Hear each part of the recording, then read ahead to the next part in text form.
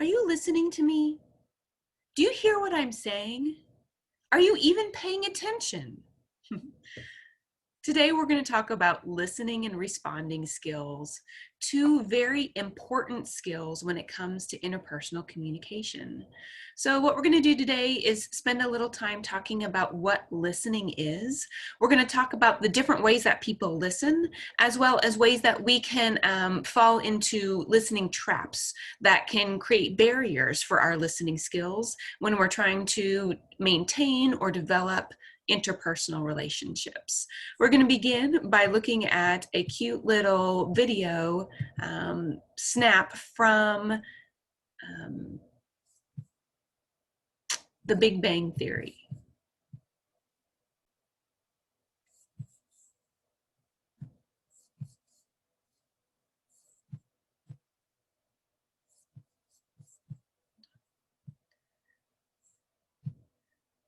I don't know if I did that right. Okay. Here we go.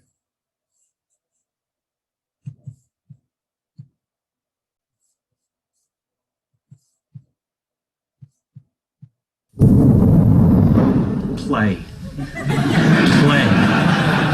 Play. Play. Play. What are you doing? Trying to use a Jedi mind trick to control Stephen Hawking. Play. Play. Ugh. He must be wearing a tinfoil hat or something. I did a bad thing. Does it affect me? No. Then suffer in silence. Play. Play. Play. Stephen Hawking. Stephen Hawking. Stephen Hawking. Penny started taking a class. She wrote a paper. She didn't want me to read it. I went behind her back. I read it anyway. Stephen Hawking hates me. I don't know what to do. The paper's terrible. If I tell her, she'll know that I read it, and she'll get really mad. I was beating him so bad he doesn't want to be friends anymore. Why does everyone love me except Stephen Hawking? Is it possible we're having two different conversations? How would I know? I'm not listening to you. Hang on. Okay, here's what we're gonna do. Chess clock. We each get 5 minutes to talk about our problems. We'll take turns. Each turn will consist of a statement and a helpful response from the friend. Begin. I humiliated Stephen Hawking in a game of words with friends. He stopped playing, and now we're not friends anymore. He's probably busy.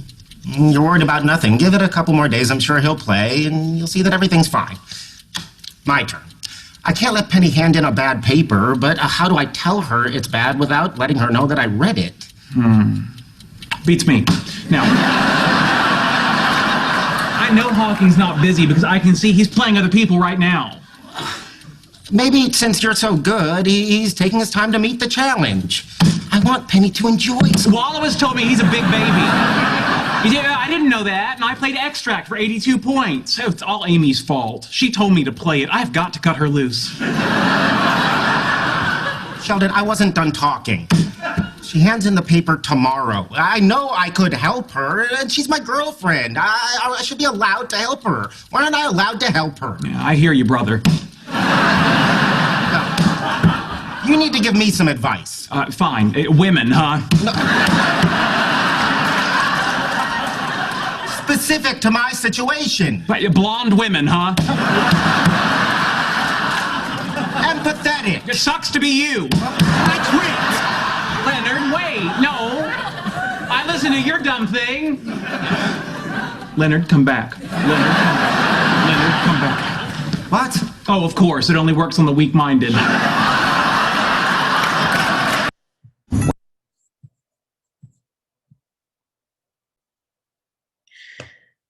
So obviously our listening skills play an important role in the management, the development, the maintenance of our interpersonal relationships. So today we're going to focus on listening. It's interesting because we'll find out how important listening is to our overall relationships, but what little focus is actually made to the process or act of listening. So the reason we talk about this is that we desire in our interpersonal relationships to become more other-oriented. And other-oriented, according to your textbook, is to be aware of the thoughts and needs, experiences, motives, desires, culture, and goals of your communication partner, while also still maintaining your own integrity. So in other to become other-oriented, in other to be able to put ourselves in someone else's shoes and understand where they're coming from, we have to be able to listen to what they're telling us. Without listening, we have very limited ability to understand someone's thoughts or needs or perspectives or experiences or motives. So being other-oriented is probably one of the largest themes running throughout your textbook. And the reason it's so important is because without this idea of becoming focused on understanding someone else in interpersonal relationships, we're not going to have as much of a fulfilling relationship as we could, because the relationships that we value most are the ones where someone understands us as unique individuals, sees us, and encourages and affirms us. And that is done through being other-oriented. So according to your book, I think this is extremely interesting. So on average, if you'll remember from back many lectures ago, that we spend between 80 and 90% of our waking hours communicating. And part of that is listening. So let's look at how that works. According to this graph, the average college student, which actually is not all that different than the average person in terms of percentages, 55% of the time is spent, of that 80 to 90%, listening.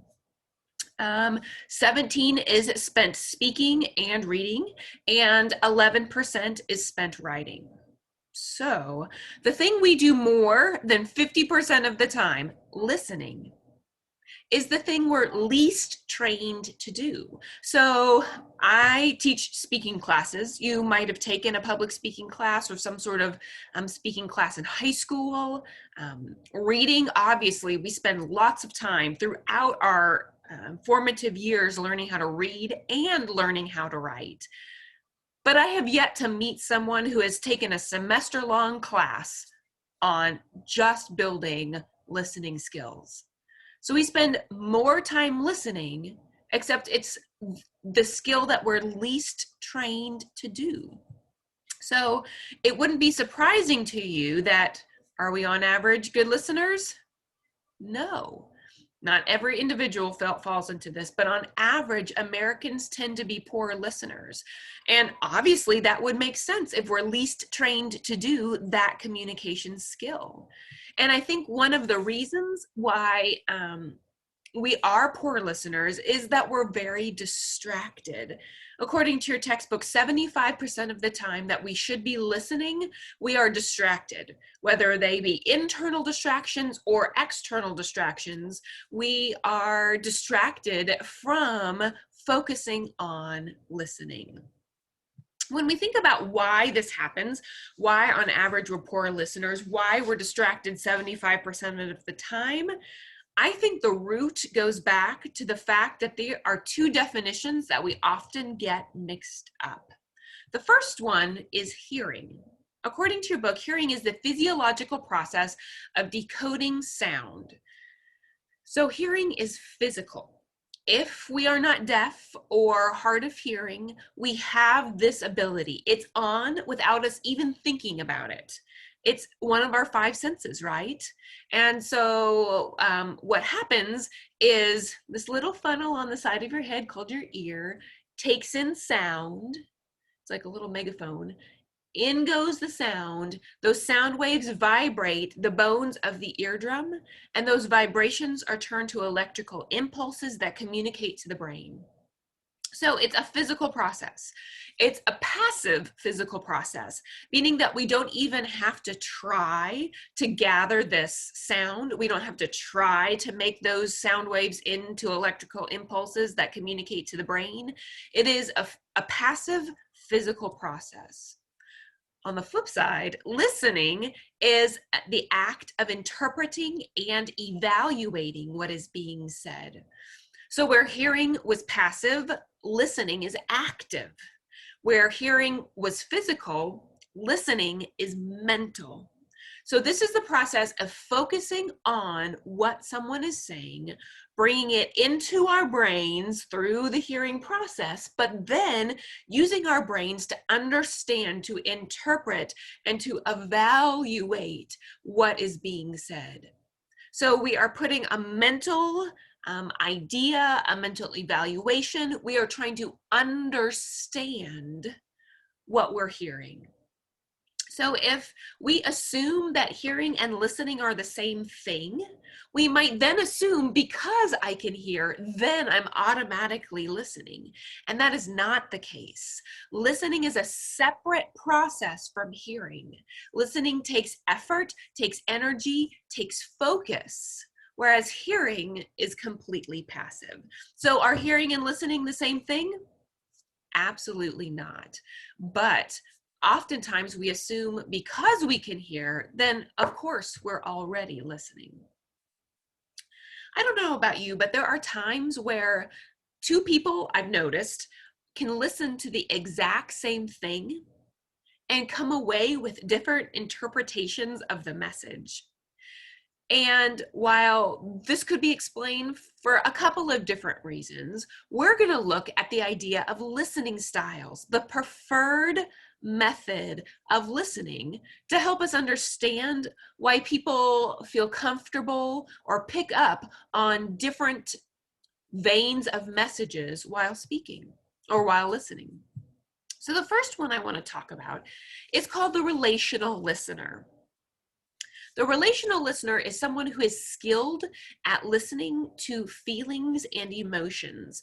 So as someone is speaking, this person is picking up on, is really attuned to the feelings and emotions that the speaker is saying or that he or she is conveying non-verbally while speaking. The advantages to this listening style include things like empathy. This person's really good at kind of feeling where someone else is coming from, feeling what that person is feeling. And empathy creates connection. It creates other-oriented feelings. It creates feelings of support and encouragement. So someone who can empathize is feeling what the speaker is feeling right along with them and creates a really good sense of relationship. A disadvantage, unfortunately, though, is that someone who is a relational listener who empathizes a lot might become an emotional roller coaster. And this is someone who has to take on the feelings or the emotions of someone else. And then it's like I have to continually pick up on the emotional feelings of people around me. And on a daily basis, we ourselves can be emotional roller coasters, but what happens when we have to share the emotions of everyone else around us? It can really become tumultuous. Second of all, are task-oriented listeners. So this is someone who is very focused on the task, focused on getting things done. And so when they listen, they're listening for brief, organized, and error-free information. I'm listening so that you can tell me what it is you want me to do or how you want me to respond to what you're telling me. And as soon as I know how to respond, I'm off. So advantages to this, like in the workplace, a task-oriented listener is often focused on work-oriented tasks. So they can listen to a superior, get the action points, and off they go. So this person also likes to pick out the most important bits of information, doesn't necessarily get distracted by all of the content, but really picks on and picks out the action steps, things that they need to do in order to respond appropriately. Unfortunately, a disadvantage to this listening style is that sometimes the tasks overshadow the relationships or the personal connection. So someone might get so focused on the task, they forget to empathize at least a little bit, to connect relationally with the speaker. Instead, it's like, okay, what do you want me to do with this information? How am I supposed to respond to this? What is it you want me to do now that I have this information? And sometimes it isn't something that someone has to do. They just need to listen and be available. And a task-oriented listener can sometimes get focused on the doing and not on the listening. The third strategy, or third type of listening style, is called the critical listener. And this is someone who really likes complex, detailed information. They don't want the high notes or the Cliff's notes. They don't want the abbreviated version.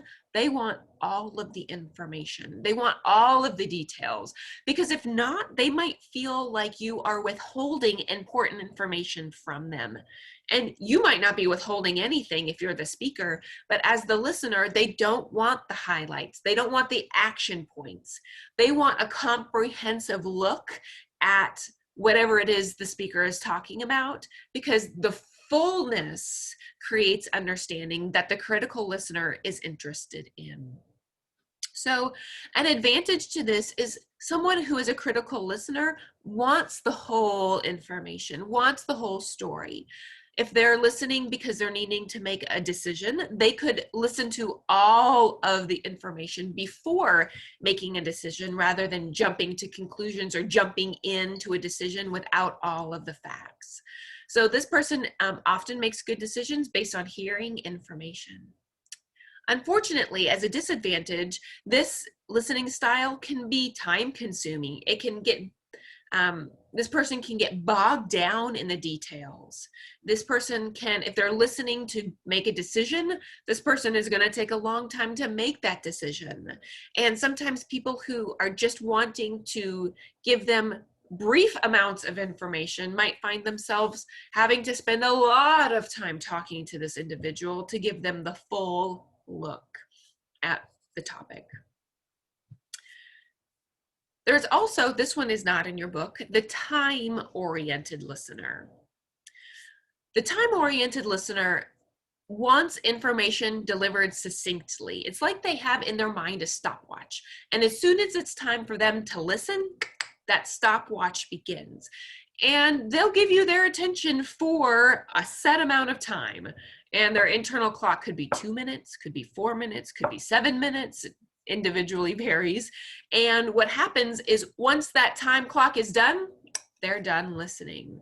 So an advantage to the time-oriented listener who's focused on time is that they're also keenly aware of how much time it takes to communicate. So these people might be efficient communicators, but when it comes to listening, we don't necessarily have the ability to manage how long someone's going to take to communicate with us. So as a disadvantage, this person can be seen as a drive-by listener, where they're only willing to spend this amount of time listening, and when that time is up, they're done. Unfortunately, sometimes the main idea or the most important facts about whatever is being listened to doesn't get covered in that amount of time. And so they might miss important information. And lastly, didn't fit into my graph, is the analytical listener.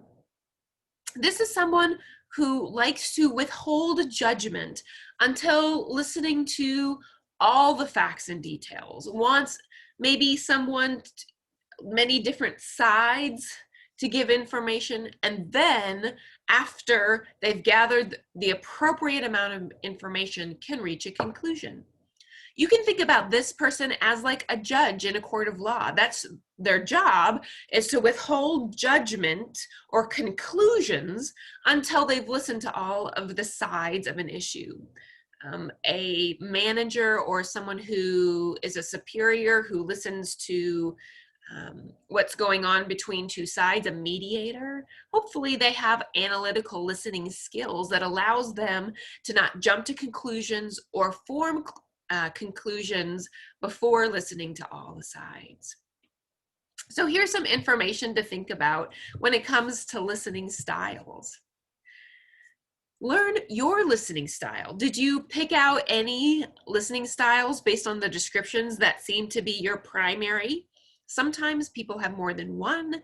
Sometimes people have many. According to your textbook, 40% of people say they have one primary listening style. 40% say they have more than one primary listening style. And 25% say they can't identify a primary listening style. So 40% say one describes me. 40% say maybe two describe me. So 80% of individuals can pick out one or more listening styles. So learn your listening styles. Learn the pros and cons.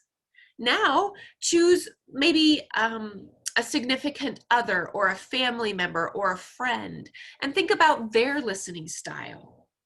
See how it corresponds with yours. So think about it. What happens if you are a relational listener and your friend or family member or partner is a, what did I say? You're relational. What if they're task? Could that create issues in the relationship? If one person is very relationship focused and one person is very task focused, it could create senses of, well, I just want to talk. You don't have to do anything about what I'm saying. Just listen. And the other person saying, what do you want me to do with this? Why are you telling me this? What am I supposed to do because you're telling me this? So those dynamics for listening styles can be impacted or can impact our relationships. Things like gender, things like culture can also impact listening styles. So Deborah Tannen, she is a communication researcher that focuses on the influence of gender, has a lot to say about gender and communication. So if you're ever interested in this or you find that this is playing a role in your relationships, Google or go to YouTube and type in Deborah Tannen, and you will find lots of little clips that have her talking about relationships and listening and the influence of gender. We'll talk about culture next week or 2 weeks from now. So if 75% of listeners are distracted, and on average, Americans aren't great at listening, that means some of these barriers that we're about to talk about must be coming into play. So the first barrier I want to talk about is being self-absorbed.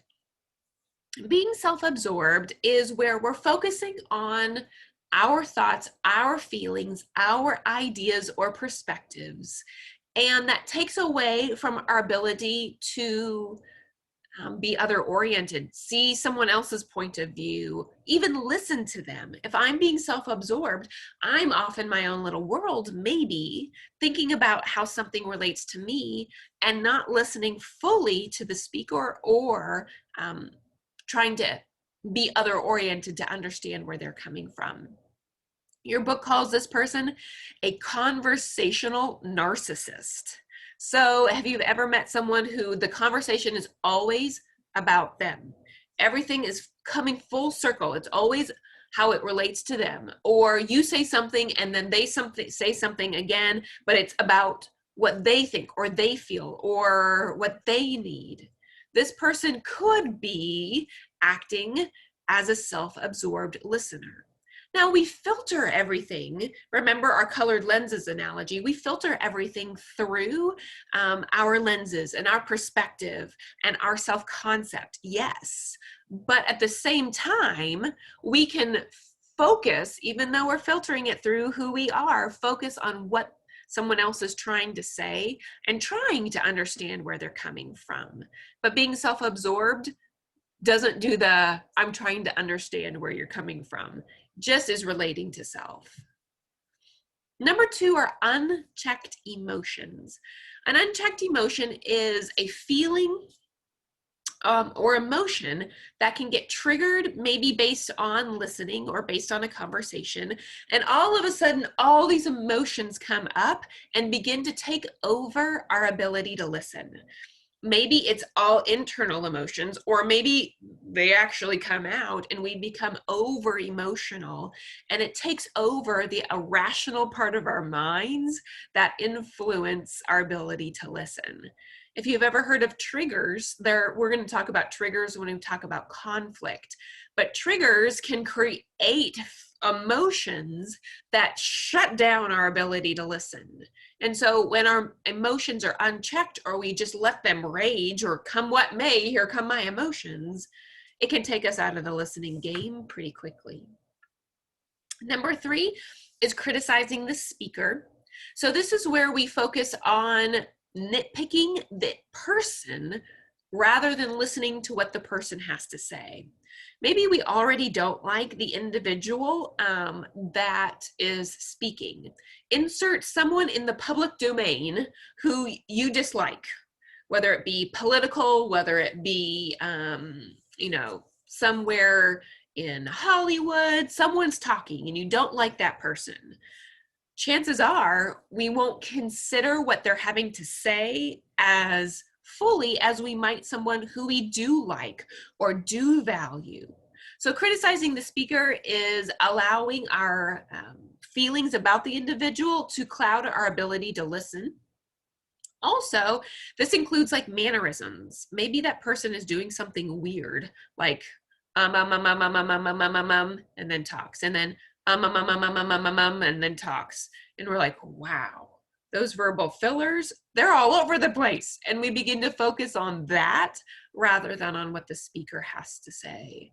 So we criticize the individual or a way they deliver their message that influences our ability to listen. Oh, here's a good one. Differing speech rate versus thought rate. Okay, so on average, people can process information at about 600 to 800 words per minute. So we can typically understand and listen to between 600 and 800 words per minute. But our speech rate is about 125 words per minute. Can you see the difference there? So we speak about 125 words per minute, but we can think and process about 600 to 800 words per minute. We can think a lot faster than someone can speak. Have you ever been listening to someone and gotten to the conclusion in your head before they were able to get it out of their mouth? If so, what happens is we get to the point before the speaker can, and we have what's called mental spare time. And so we're waiting for the speaker to catch up with our thoughts. And in the time that we have to wait for the speaker to catch up, we might start daydreaming, become preoccupied, think about something else.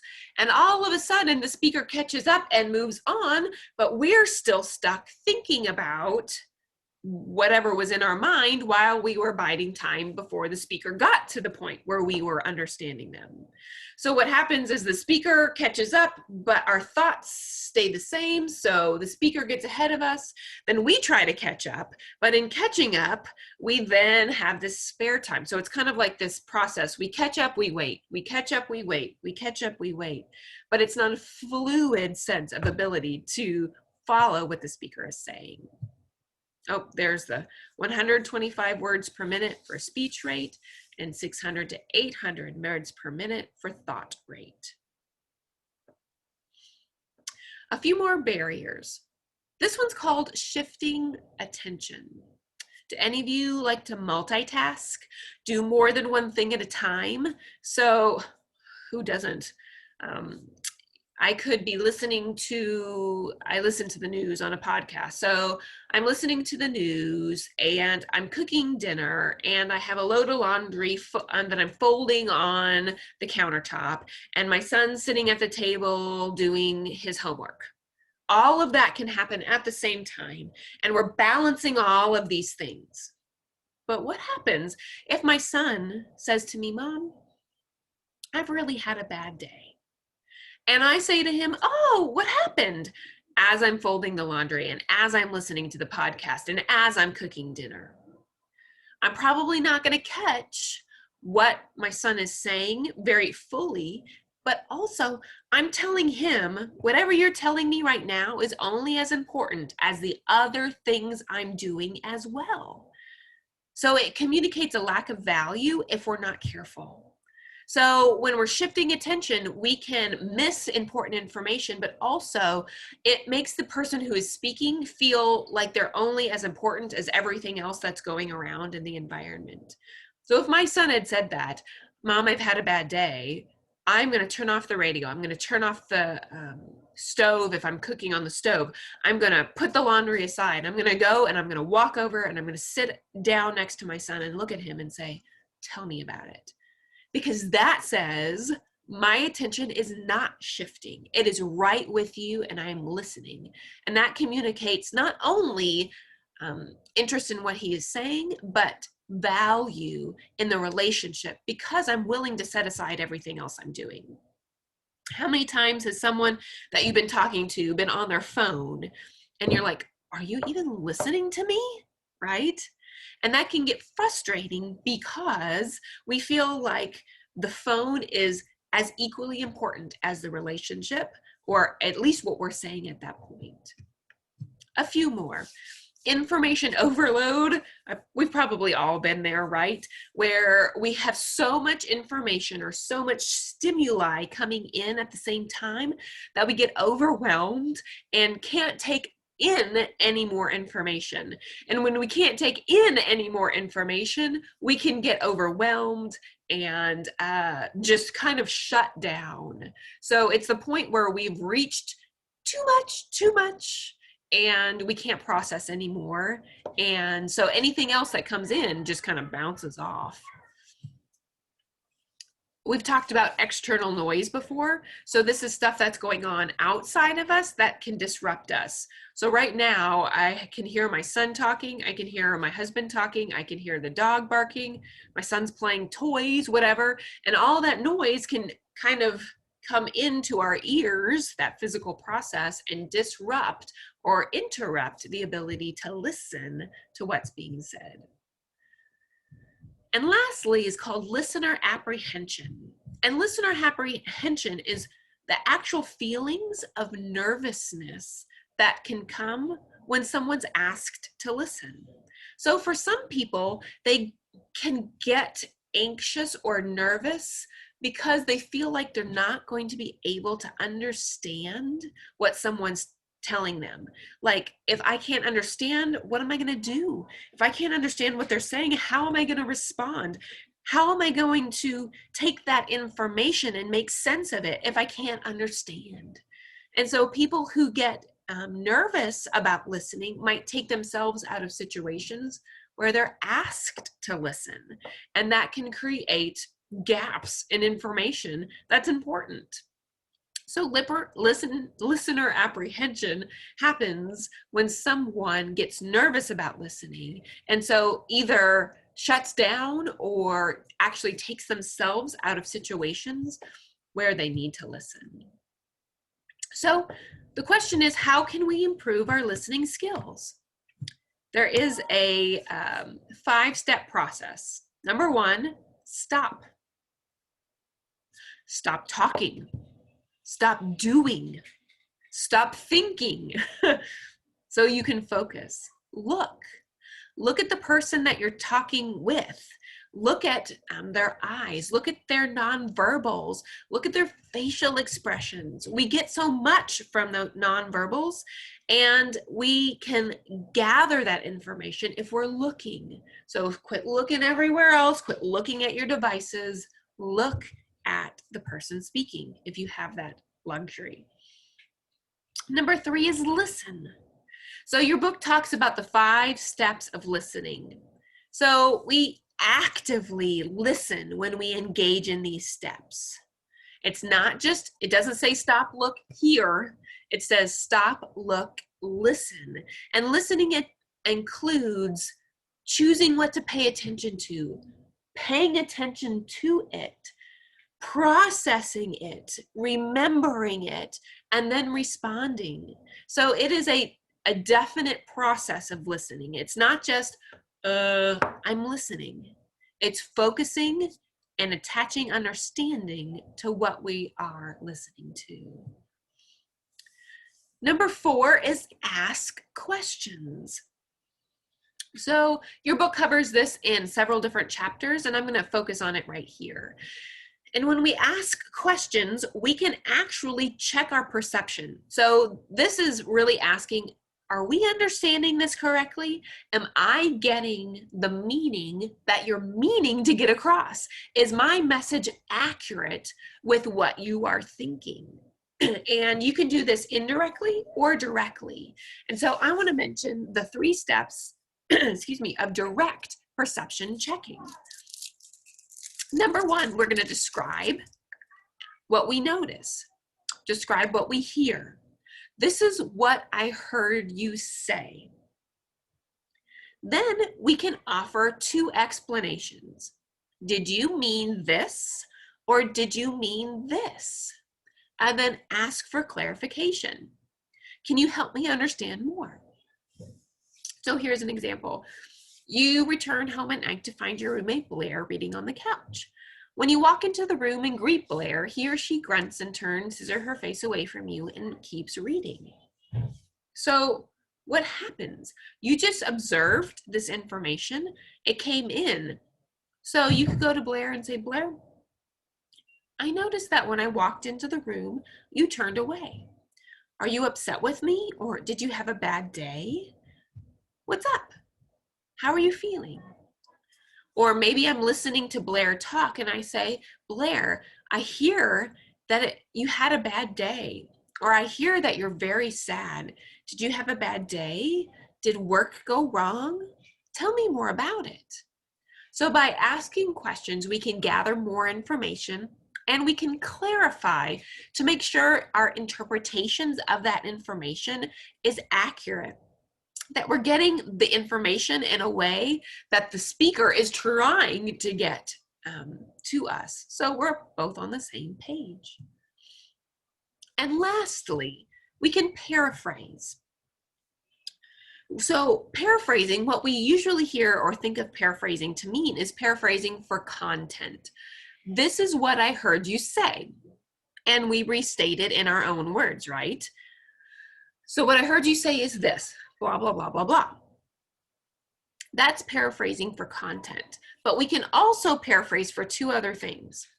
Paraphrasing for intent is where we try to figure out why this person is telling us this. Why is this person telling us this? Have you ever thought that? I know I have. What am I supposed to do with this information? So paraphrasing for intent can be trying to figure out how I should respond. Am I supposed to give advice? Am I just supposed to listen because they're venting? Am I supposed to give support? What is it that I'm supposed to do in order to respond appropriately to the information that I'm listening to? So we do this internally, and sometimes we can also do it out loud. So I hear that you're, telling me that you've had a bad day. Do you need some advice? Or do you want me to lend a supportive ear? So we can kind of clarify so we know how to appropriately respond. I don't know about you, but sometimes it's really frustrating when I just want to vent, but someone else is trying to give me advice. It's like, I don't need advice. I just want you to listen to me. So we want to respond appropriately, and so we can paraphrase for intent to understand that. And lastly is paraphrasing for feelings. And paraphrasing for feelings is where we try to understand the emotions from the speaker. The speaker might not even know what his or her feelings or emotions are. So sometimes we can paraphrase to help understand that. For example, wow, you seem overwhelmed. Or wow, you seem like you're so proud and confident and happy. Or oh man, that sounds like you're feeling very sad. So we're paraphrasing for feelings to help not only understand the message, but the feelings or underlying current of emotions within the message. So you try it. Here's an example. What is this person saying content-wise in this example? What is this person saying intent-wise? Why is this person telling us this? How am I supposed to respond to what this individual is saying? And what are the feelings this person has? What are the emotions that are being conveyed? So think about it as you read this example. Paraphrase for content, for intent, and for feelings.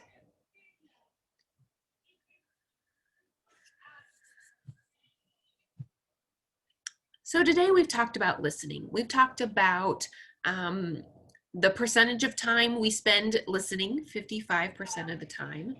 The different definitions between hearing and listening, as well as the different styles that influence the information that we pick up on while we're listening. Then we talked about many distractions or barriers that cause us to not listen as effectively as we could. And then finally, we talked about the 5 steps of improving our listening. Stop, look, listen, ask questions, and paraphrase. So there's our chapter on listening. It does little justice for such an important communication quality. So we're going to continue to talk about listening as we go through the rest of the chapters, when we talk about verbal messages and nonverbal messages and conflict and culture. All of those are definitely influenced by listening. So, of course, if you have questions about the content in your chapter, feel free to send me a message. Remember, we also have the I can't find them off the top in my notes, but the fill in the blank reading guides that will help you cover this chapter in even more detail. You can find those reading guides and study guides, Unit 1 reading guides. So that should help you as well. I'm going to send a message as well to talk about the upcoming Exam 1 over chapters 1, 2, 3, and 5 that's coming up. So check your course calendar and check your messages for more details. I hope you have a good rest of your week, and we'll see you soon.